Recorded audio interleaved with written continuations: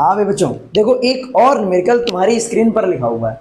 क्या लिखा है? दो इलेक्ट्रॉन प्रत्येक 10 की घात 6 मीटर पर सेकंड के वेग से एक दूसरे की ओर छोड़े गए हैं। क्या कह रहा है जरा देखो। एक ये इलेक्ट्रॉन और एक ये इलेक्ट्रॉन, दोनों एक दूसरे की ओर, बोलो कितने वेग से? 10 की घात 6 मीटर पर सेकंड के वेग से एक दूसरे की ओर छोड़े गए हैं। वे अधिक से अधिक एक दूसरे के कितने समीप आ सकते हैं? चलो देखते हैं। अच्छा बताओ, जब ये दोनों इलेक्ट्रॉन गति कर रहे होंगे तो बताओ इनके पास तब कौन सी ऊर्जा होगी? बहुत दूर है ये लोग, चल रहे हैं, और जब चलेंगे तो इनके पास कौन सी ऊर्जा होगी? गतिज ऊर्जा। बताया है भाई, पता भी है। ठीक, तो प्रारंभ में इलेक्ट्रॉनों की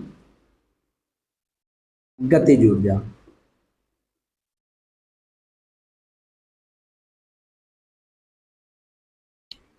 बताओ कितनी होगी? फॉर्मूला होता है के बराबर 1/2 mv²। क्या किसी को इलेक्ट्रॉन का द्रव्यमान पता है? सबको पता है। क्या होता है? 9 इंटू 10⁻⁻31 kg। क्या तुमको दोनों के आवेश पता है? Q1 और Q2, ये दोनों ही क्या होंगे? -1.6 इंटू 10⁻⁻19। ठीक, चलो 1/2, बताओ m कितना है? 9 गुणे 10 की घात -31। v², बताओ v कितना है? 10 की घात 6 और 10 की घात 6 का स्क्वायर। बोलो कितना आ गया? 1/2 गुणे 9 गुणे 10 की घात -31, 10 की घात 6 का स्क्वायर 10 की घात 12। अब -31 प्लस 12 कितना आएगा? माइनस का 19 जूल। ठीक, ये आ गई गतिज ऊर्जा।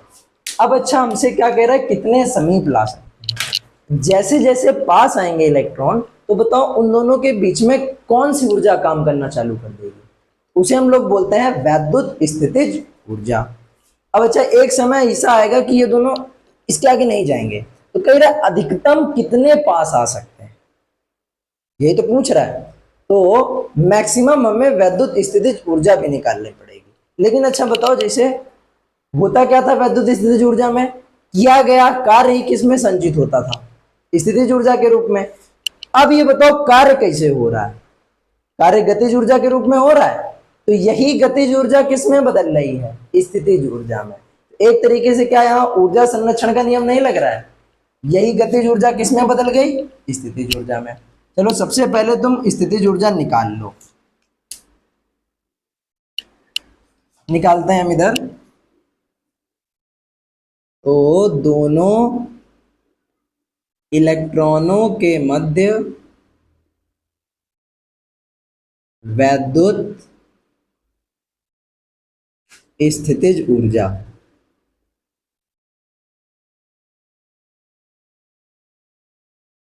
U बराबर क्या होता है? 9 गुणे 10 की घात 9 Q1 Q2 अपॉन R। बताओ Q1 कितना? -1.6 इंटू 10⁻⁻19। Q2 भी कितना? -1.6 इंटू 10⁻⁻19। अपॉन में क्या चलेगा? R। चलो अब एडजस्ट करो भाई। 16 का गुणा 16 में कराएंगे कितना आएगा? 256 और 2 अंक बाद दशमलव। 9 गुणे 2.56। 9 -19 -10 और -10 और -19 माइनस का 29 बटे में क्या चल रहा? R। ठीक, अब बताओ कौन सा नियम लगाएंगे? ऊर्जा संरक्षण का नियम।